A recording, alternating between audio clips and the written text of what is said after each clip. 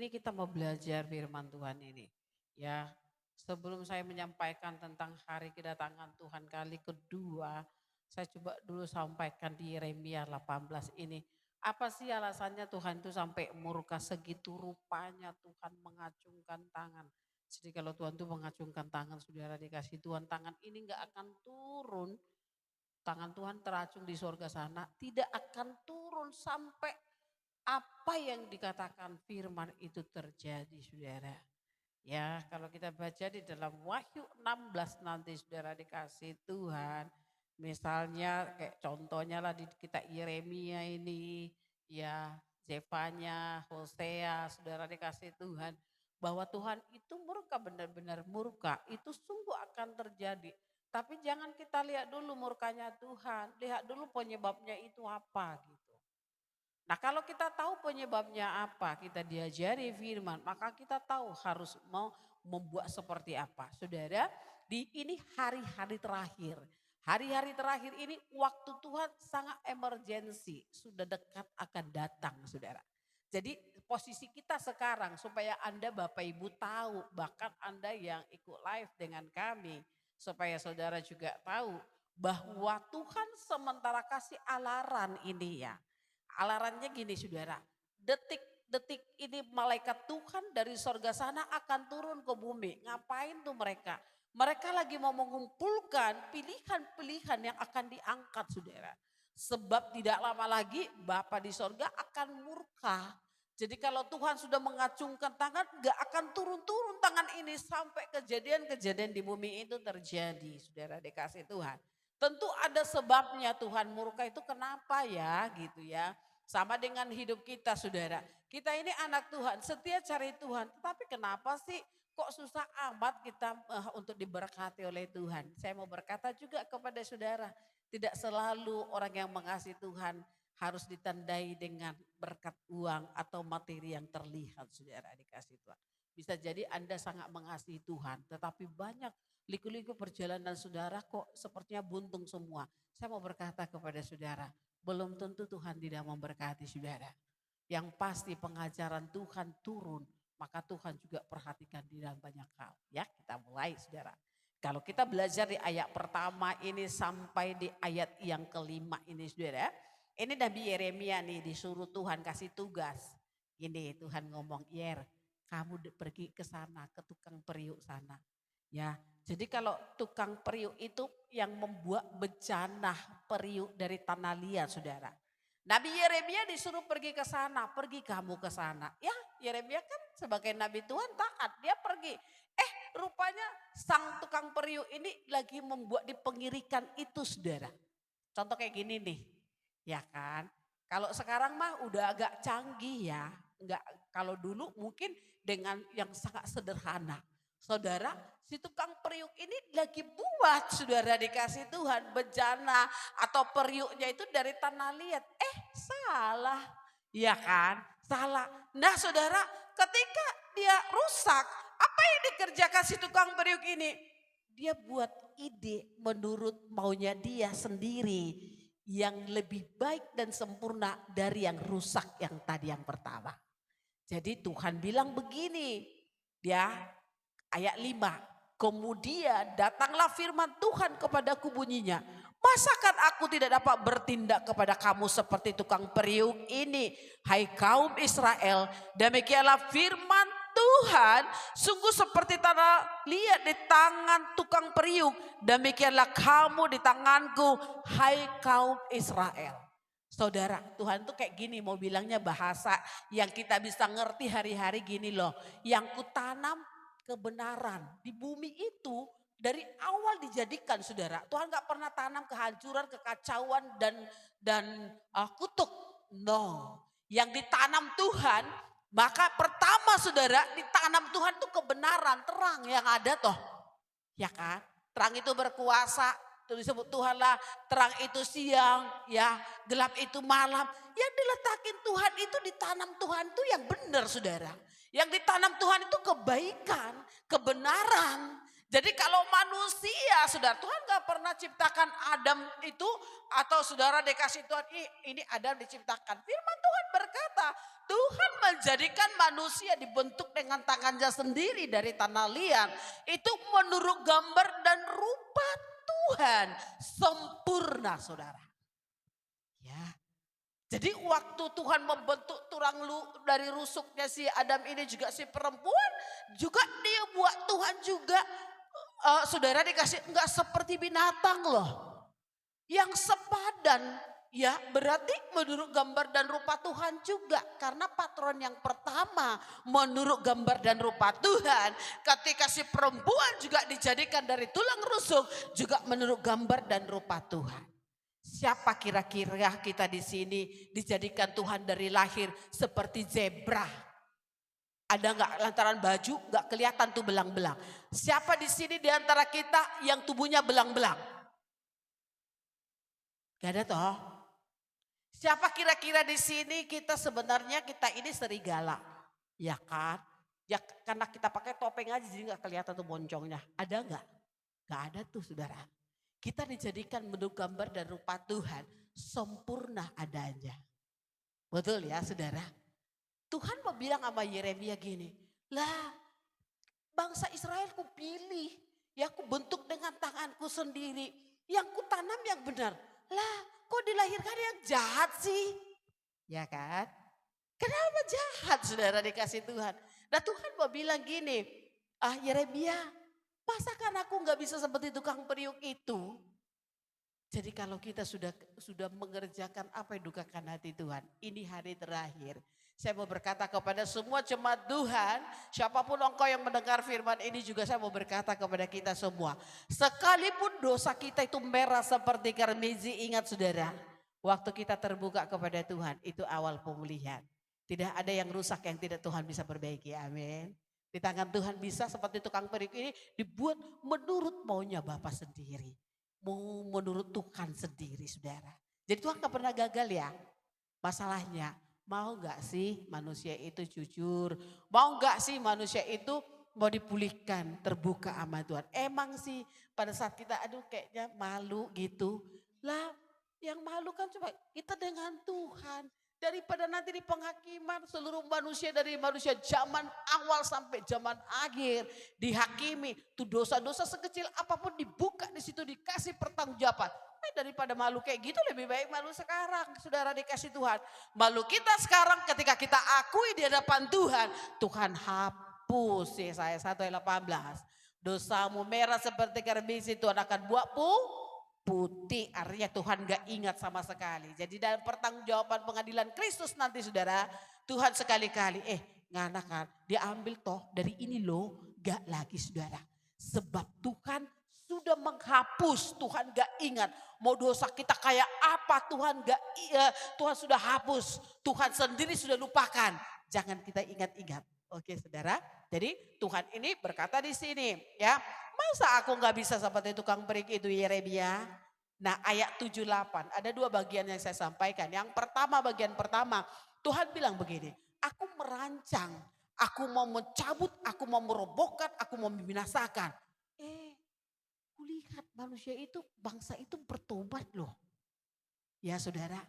Akhirnya saudara, karakter Tuhan itu karakter yang penuh kasih. Dia ada Tuhan penuh pengampunan saudara.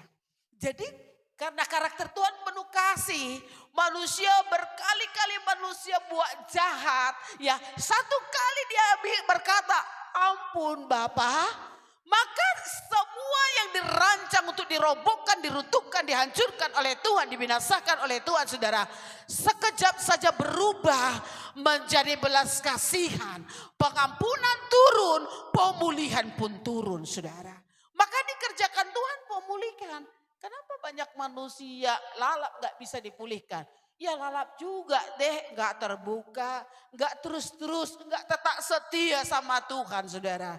Kalau kita kayak gini ya saudara, kita telaten atau kita bertekun di dalam mengasihi dia, bertekun dalam percaya sama dia, Tuhan juga akan bertekun mengasihi kita saudara. Jadi kalau manusia tiba-tiba berubah, Tuhan ampun deh Tuhan, saudara Bukan Tuhan berubah karakter. Ih kalau gitu Tuhan gak ada pendirian dong. Ya kan? Enggak saudara. Bukan. Saya mau sampaikan kepada kita di sini saudara. Di ayat 7-8 ini. Aku rancang. Tuhan bilang aku mau mencabut, aku mau merobohkan, aku mau binasakan. Ketika mereka bertobat di ayat yang ke-8 Tuhan bilang. Tetapi apabila bangsa yang terhadap siapa aku berkata demikian telah bertobat dari kejahatannya. Ayat 8. Maka menyesallah aku hendak menjatuhkan malapetaka yang kurancangkan itu terhadap mereka. Kami berdoa saudara semalam. Tuhan katakan kota ini sudah terlalu penuh kejahatan. Naik ke hidungku, aku sudah melihat. Aku akan hancurkan kota ini. Siantar nabelau saudara. Ya. Dengar kayak gitu apa yang harus kita kerjakan? Kita ide non. Ada dulu jemaat di sini saudara. Ya dari Timika. Semoga dia ikut live dengar dia. Dia bilang begini, duduk dia di situ di tempat posisi Bapak Pasca sana. Kalau dia ini dari Tuhan, kalau ini hamba Tuhan betul lu ada kondion. Saya bilang waktu itu saudara. Ya, Tuhan mau kasih peringatan sama kota ini. Ya, lihat apa yang dikerjakan Tuhan. Akan datang badai. Apa yang terjadi? Memang betul angin puting beliung datang. Kong baleho-baleho. Serta itu apa tuh yang pelang-pelang yang ada di Jalan Sutomo. Jatuh. Pas dia lagi dalam marihat sana saudara. Jatuh tuh barang itu. Ketakutan dia. Dia minta ampun. Akhirnya dia telepon saya. Ya, iya bunda. Aku meragukan engkau dari mana. Saudara. Sudah dikasih juga firman, dia cari juga masih lalat tidak percaya saudara dengan firman ini. Bertobat kita. Kalau kita sudah dengar Tuhan ngomong kayak begitu, biar saja. Jangan saudara. Kita harus punya belas kasihan seperti Abraham. Abraham, aku akan menunggang balikan Sodom dan Gomora. Apa yang dikatakan oleh Tuhan? Waktu Tuhan ngomong kayak gitu, saya ingat saudara. Ya, minta belas kasihan. Seperti Abraham berdoa untuk Sodom dan Gomora. Tawar menawar dengan Tuhan. Bukan karena Tuhan bisa mau dibujuk rayu saudara. Tapi kalau Tuhan lihat ada pertobatan. 5 orang saja. Tuhan gak tunggang balikan. Gak bakar itu Sodom saudara dikasih Tuhan. Emangnya ada berapa sih? Ya kan? Si Lot, si istrinya dengan 2 burunya. Berapa? Berapa ini? Sampai 5 enggak? Saudara, kita ini lebih dari 5 loh. Kita berdoa. Supaya apa yang dikenyataan oleh Tuhan. Terjadilah pertobatan. Anda boleh sampaikan sama semua orang.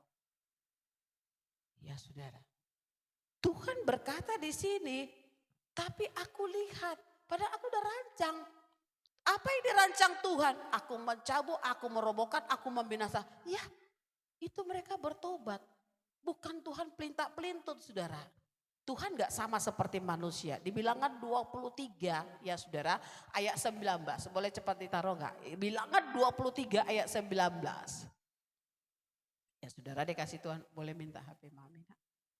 Ya. Apa dikatakan di Bilangan 23 ayat 19? 19. Coba siapa yang bisa baca?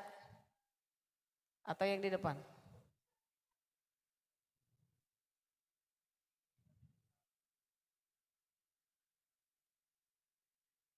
Ya, Tuhan itu bukan manusia. Sehingga dia berdusta. Kan Tuhan bilang gini, aku mau merobohkan, meruntuhkan, membinasakan. Ya, bertobat tuh orang. Nah, orang yang lain bilang, Tuhan aja dusta. Katanya mau merobohkan, meruntuhkan, membinasakan. Buktinya enggak kok. Ya karena ada lebih dari 5 orang. 5 orang atau lebih bertobat saudara. Tuhan tidak lihat yang banyak yang jahat. Tuhan lihat 5 orang ini bernilai bagi dia. Kita ini lebih dari 5 orang enggak dari sini. Terus kalau gitu pokok 2 yang pertama apa? Gereja-gereja Tuhan di Siantar kita berdoa. Karena Tuhan melihat gerejanya, ya kan? Sudah pakai pakaian compang-camping. Tuhan mau pakaian gereja itu seperti Yesus. Kebenaran tetap harus utuh untuk dikerjakan. Menyatakan pertobatan kepada semua orang. Kalau jemaat pun jadi gak mau beribadah, no, tidak apa-apa deh. Yang penting berita pertobatan harus disampaikan. Ya. Penghakiman Tuhan akan terjadi, penghukuman Tuhan akan terjadi. Kalau bertobat puji Tuhan, kalau enggak mau ya udah. Ya, saudara dikasih Tuhan, semua kita berubah saudara. Kita berdoa berlutut kita untuk kota ini. Supaya apa yang dinyatakan Tuhan itu tidak terjadi. Bukan karena Tuhan berdusta, karena Tuhan tidak sama dengan manusia. Ya, jadi kalau Tuhan pun, padahal Tuhan udah bilang tadi ya, merancang malapetaka ke bangsa itu. Bertobat mereka. Saudara, karakter kasih di dalam diri Tuhan itu kuat.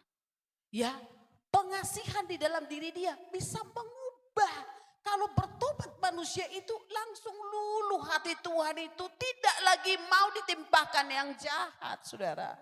Ya, tapi ada batas. Batasnya nanti sampai Yesus datang kali kedua saudara. Manusia-manusia yang diajar gak mau bertobat. Ya sudah dibiarkan Tuhan, mereka harus masuk dalam masa kesukaran itu.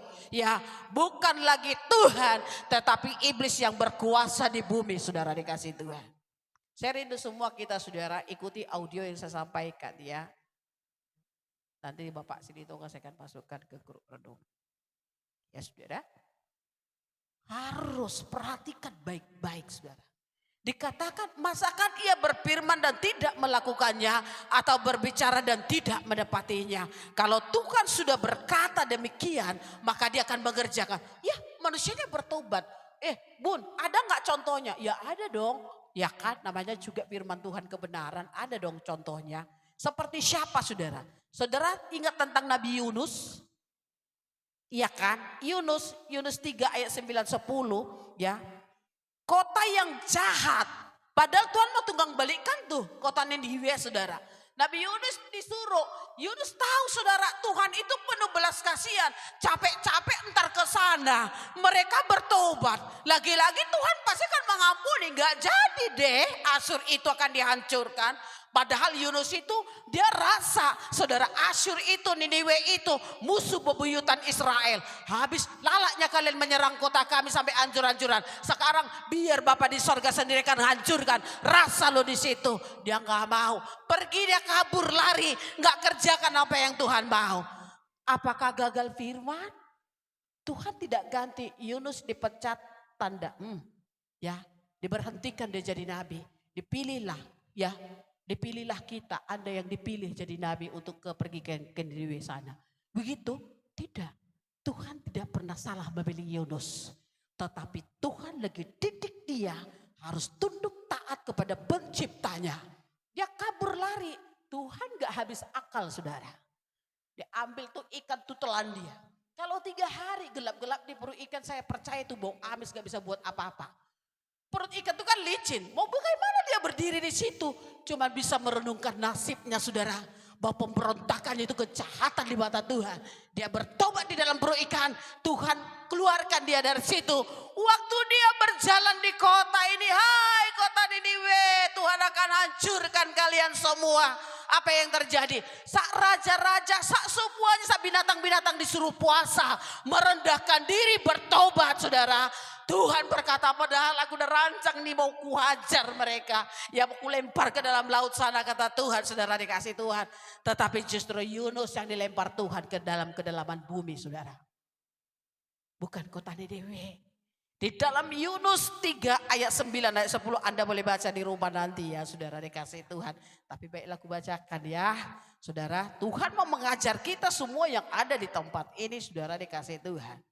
Siapa tahu mungkin Tuhan akan berbalik dan menyesal serta berpaling dari murkanya yang menyala-nyala itu sehingga kita tidak binasa. Ketika Tuhan melihat perbuatan mereka itu, maksudnya penduduk Niniwe saudara, ya, yakni bagaimana mereka berbalik dari tingkah laku yang jahat. Perhatikan, Tuhan tidak bisa ditipu. Orang bilang gini Niniwe, ya udah Pura-pura kita beribadah ya. Nanti kan kalau teriak-teriak nanti kan sama Tuhan kan pasti Tuhan dengar di sorga. Padahal kita lah yang tahu ya di belakang. Saudara, Tuhan itu tidak bisa dibohongin saudara. Banyak gereja-gereja Tuhan membuat penyembahan pujian-pujian di dalam peribadatan setiap hari luar biasa. Secara akal manusia kita berkata the best, hebat mereka saudara. Tetapi apakah hebat menurut Tuhan? Yang perlu dicari di sini perkenanannya Tuhan itu apa? Karena bisa jadi seperti konser yang luar biasa hebat, luar biasa dipersiapkan sedemikian rupa. Ternyata sampai ke sorga pujian itu tidak terdengar. Tetapi diam dan bisu. Tidak menembus langit, tidak bisa menembus sorga. Kenapa?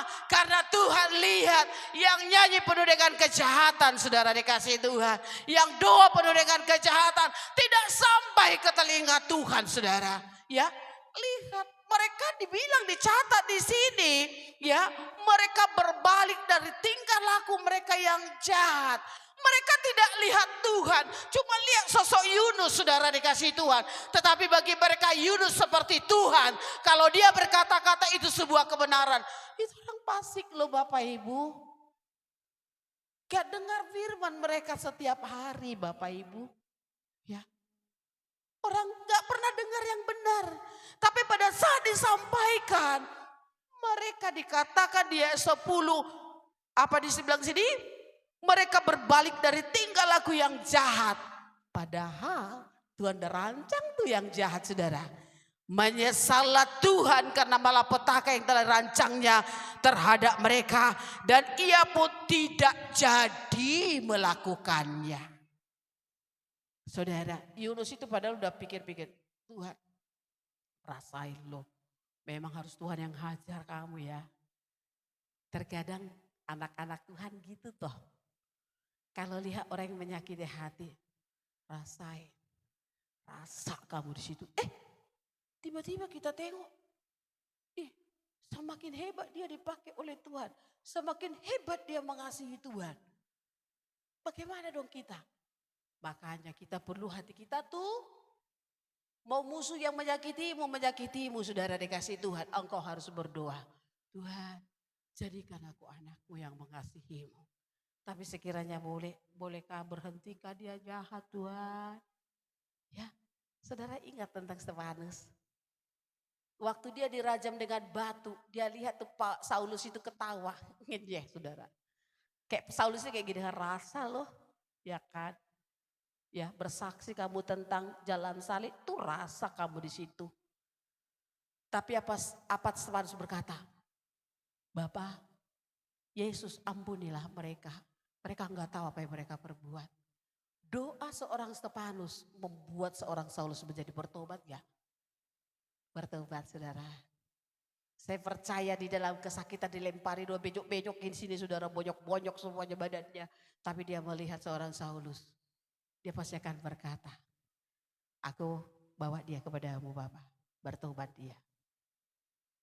Ya saudara. Bagaimana dengan orang tentara yang menyiksa Yesus itu saudara dikasih Tuhan? Ketakutan kan mereka jadinya. Dibikin Tuhan ponyok-ponyok saudara kayak iblis pakai mereka. Iblis itu sedang saudara. Mempermalukan yang benar. Tapi sekali lagi saya mau berkata, kebenaran tetap kebenaran. Tidak bisa dipermalukan yang jahat. Jadi kalau kita tulus hati saudara. Orang-orang jahat gak bisa permalukan Bapak Ibu. Amin. Ya. Tapi Bapak Ibu akan dimunculkan seperti rembang tengah hari kebenaran itu. Jadi kalau sudah begini ya bertobatlah kita ya saudara. Nah saudara saya mau berkata begini.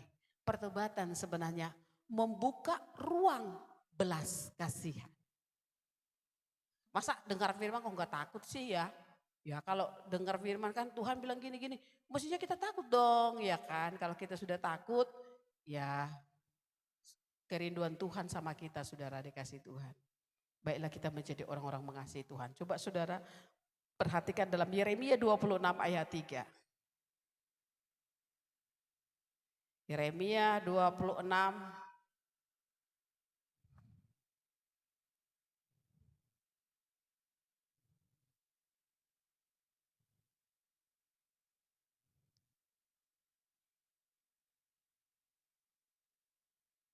Apa dikatakan situ?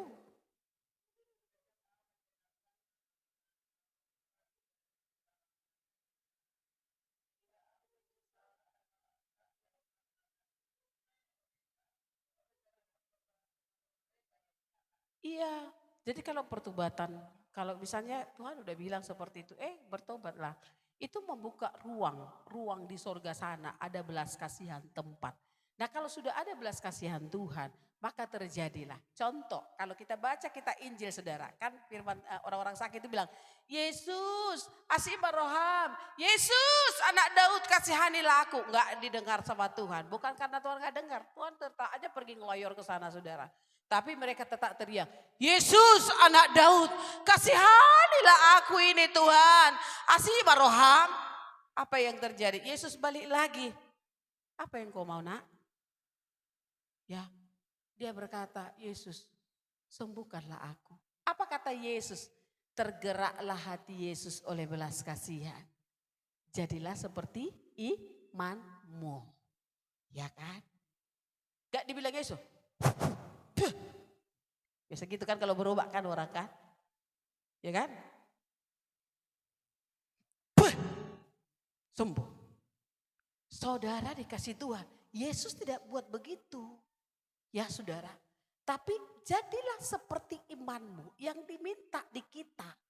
Pertobatan. Perubahan. Waktu kita terbuka kepada Tuhan. Mulai Tuhan kerjakan sesuatu. Makanya dikatakan. Keterbukaan awal dipulihkan.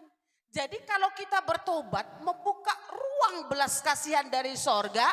Kalau belas kasihan sorga itu turun sama kita saudara. Maka sesuatu di luar kemampuan otak kita berpikir dibuat Tuhan luar biasa saudara. Maka perlu kita bertobat semua di sini ya saudara. Kalau di dalam Yoel 2 ayat 13-14 saudara dikasih Tuhan. Ini contoh-contoh saudara. Bagaimana pertobatan itu bisa menggerakkan belas kasihan sorga. Jadi kalau Bapa di sorga udah kasihan. Maka terjadi perubahan dalam hidup orang itu. Terus kenapa orang gak berubah-berubah. Gak sakit-sakitnya gak sembuh-sembuh. Ya itu dia saudara. Kita bolak-balik gak percaya. Bolak-balik ragu. Bolak-balik gini gitu. Padahal Tuhan lagi tidak, Tuhan sementara membuat secara kontinu kebenaran itu enggak ponggol-ponggol diterima saudara. Secara utuh harus diterima utuh di dalam hati supaya penyertaan Tuhan itu terlihat. Ya saudara, makanya beda dong orang yang tetap bertekun dituntun dengan orang yang tidak tetap di dalam lingkungan Tuhan itu akan berbeda saudara. Kan berbeda, ya kan? Di dalam Yoel 2 ayat 13 ya. Kita Yoel ini banyak hal tentang hari kedatangan Tuhan saudara dikasih Tuhan. Boleh dibuat cepat kalau boleh. Yoel 2 ayat 13. Koyakkanlah hatimu, berbaliklah. Dibilang Tuhan huruf besar semua. Artinya Tuhan semesta alam penguasa surga dan bumi. Ingat ya Bapak Ibu. Kalau huruf besar semua Tuhan itu penguasa surga bumi. Siapa itu dia? Yahweh Tuhan Israel namanya. Jadi dia berkata berbaliklah kepada Tuhanmu. Dikatakan sebab ia pengasih penyayang panjang sabar berlimpah setia. Saudara inilah karakter Tuhan panjang sabar. Tetapi saudara ingat ya sekalipun Tuhan panjang sabar. Tuhan tidak kompromi dengan orang yang lalak buat kejahatan sama Tuhan. Inilah waktu belas kasihan itu besar. Bagi mereka yang sudah ditebus oleh darah Yesus. Ingat saudara. Ya, bagi kita yang sudah ditebus oleh darah Yesus, tetap panjang sabar belas kasihan Tuhan itu besar. Kapan saja kita minta ampun, dia dengan tangan yang terbuka melepaskan pengampunan buat kita untuk dipulihkan, saudara. Ya. Tapi saya berkata belum tentu dengan orang yang terus berbuat jahat di sana yang belum tebus dengan darah Yesus. Sebab pintu kasih karunia perlahan-perlahan sudah mulai tertutup, saudara. Karena waktu dia tidak lama lagi akan segera datang, saudara. Bahwa Tuhan itu tidak bisa dipermainkan oleh belas kasihannya Tuhan itu. Gak bisa dimainin sama manusia, saudara. Kendati dia panjang sabar, tapi ingat Tuhan juga bisa murka. Tapi ingat Tuhan juga bisa mendendam, saudara. Tapi ingat Tuhan juga bisa membalas. Konteks orang yang tidak mau dengar dia. Kalau bagi kita yang dikasih sudah tebus oleh darah Yesus, tetap belas kasihan Tuhan itu mengalir seperti aliran air. Untuk membawa kita dilepaskan dari kebinasaan, saudara. Ya, kan ada lagi firman Tuhan. Ini terkenal ini firman Tuhan ini. Di 2 Tawarik 7 ayat 14. Kalau kita berdoa, maka surga akan mendengar. Nah, doa yang bagaimana? Doa yang memang benar-benar kita merindukan. Di 2 Tawarik 7 ayat 14. Kita merendahkan diri, ya kan kita di sini kan bilang merendahkan diri. Kalau sudah merendahkan diri berarti gak ada yang lain, ya toh? Merendahkan diri di kaki Tuhan berarti kita tahu hanya Tuhan yang bisa menolong. Amin ya. Nah, berdoa mencari wajah Tuhan. Kalau kita cari wajah Tuhan gak ada yang lain kita cari, gak ada lagi kekuatan yang lain kita cari. Dibilang di sini berbalik dari jalan-jalan yang jahat, nggak lagi kita kerjakan. Nah, doa yang seperti inilah yang dapat sampai ke sorga. Bapa di sorga duduk di dalam tahtanya. Anda berdoa di dalam kamar, Anda berdoa di sini. Tuhan bisa dengar. Padahal jarak antara sorga dan bumi itu jauh sekali, saudara. Tetapi di mana ada hati yang merendahkan diri, berbalik dari jalan-jalan yang jahat. Jangankan bersuara kita, di hati kita ini aja berdoa Tuhan bisa dengar, saudara.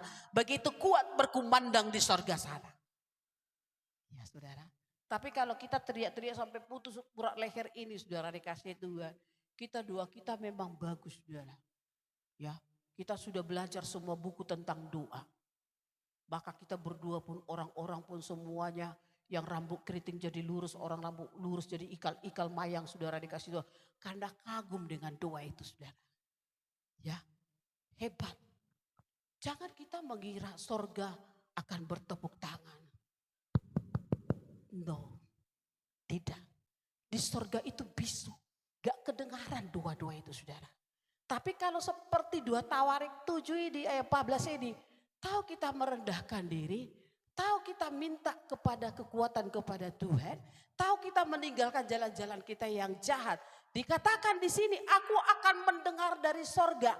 Berarti ada dong doa yang tidak didengar Tuhan dari sorga, ada kan?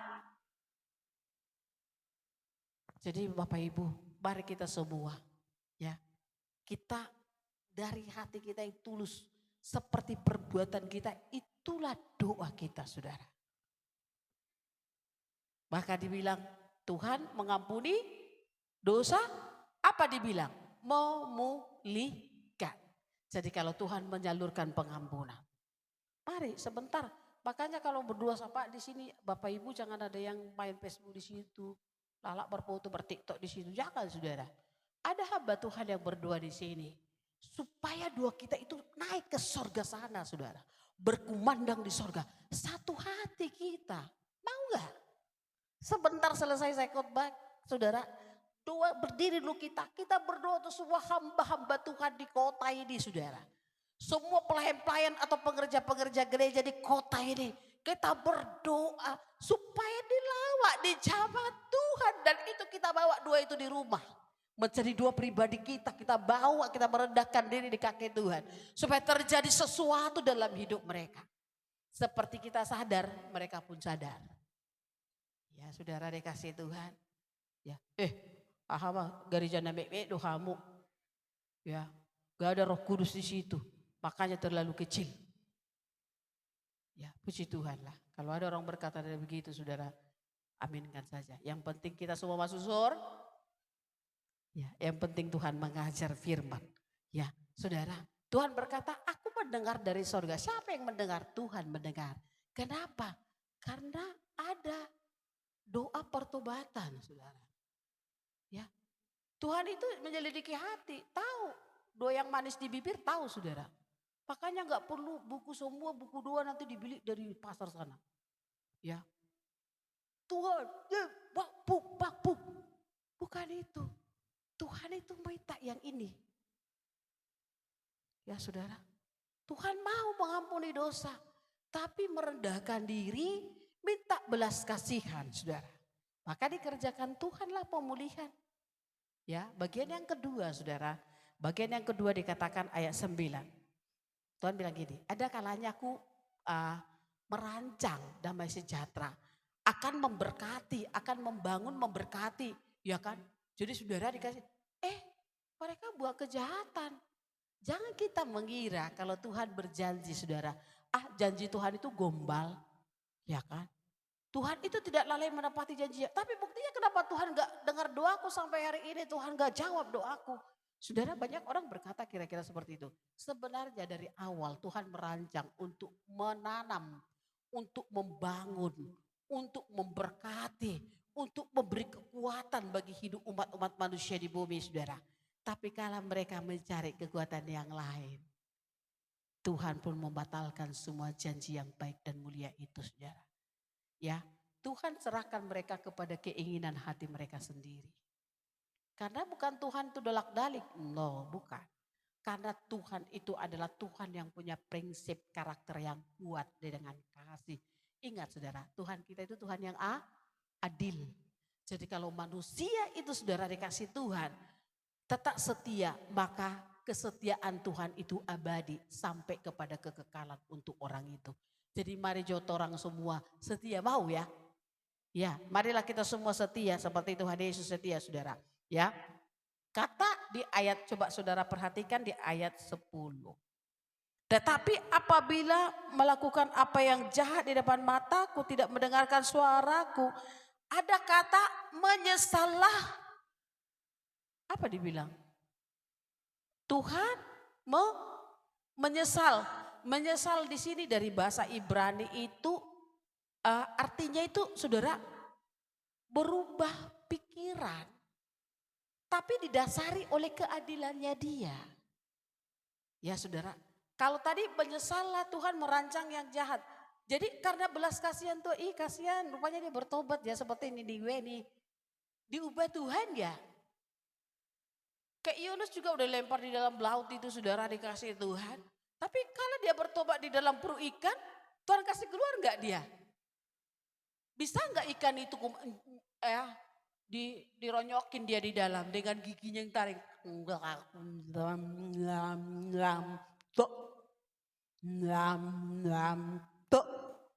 Ya. Kakinya enak ini kaki Nabi. Rasanya manis lain saudara.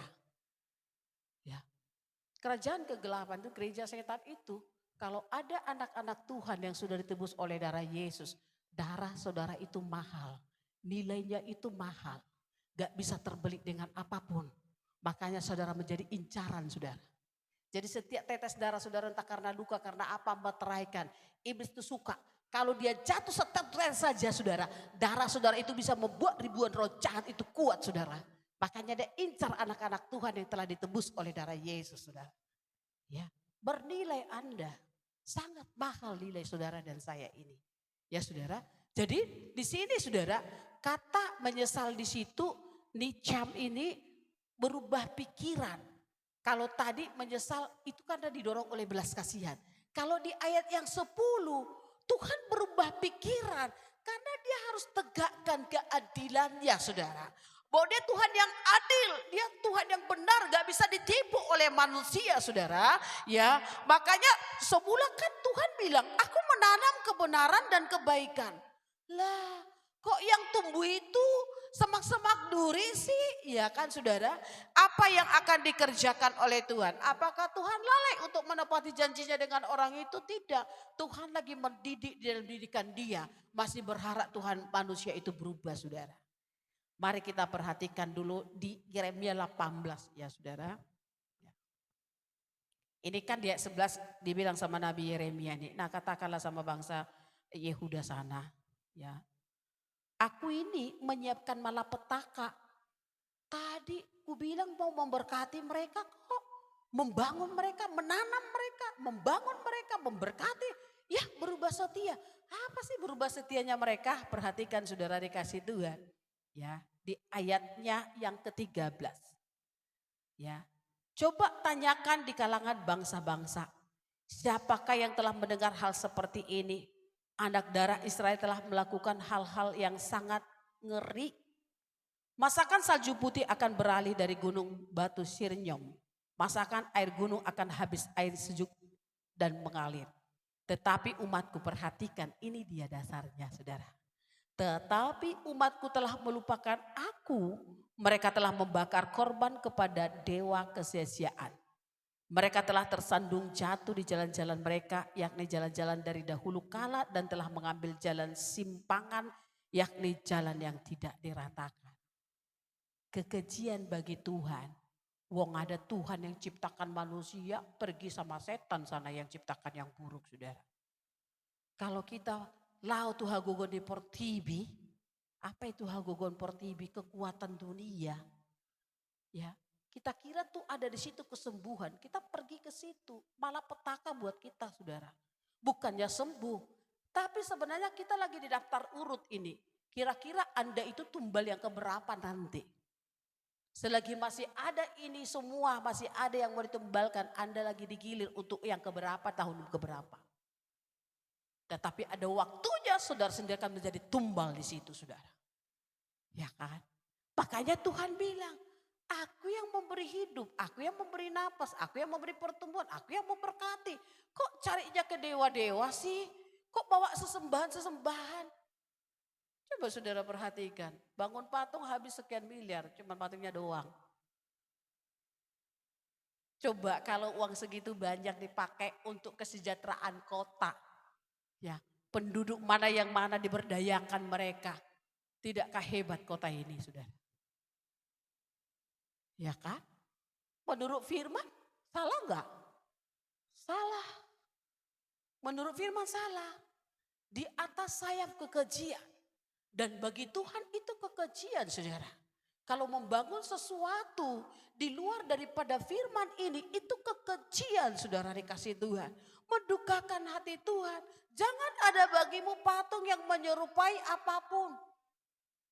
Tapi patung itu mamaku itu loh. Ya kan, cucuk Nabi itu. Memang patung bayi masih belum kelihatan, jadi taruhlah patung bayi di situ. Itu kan patung bayi Yesus waktu lahir di situ ditaruh. Ini Bunda Maria di sana, Pak Yusuf di sebelahnya. Saudara, Tuhan sudah bilang dalam hukumnya, jangan ada yang menyerupai apapun yang ada di atas di langit. Gambar Tuhan masih terlalu sempurna, Tuhan digambar dengan tangan manusia. Gak boleh saudara. Yang ada di atas di langit, yang ada di bumi di bawah.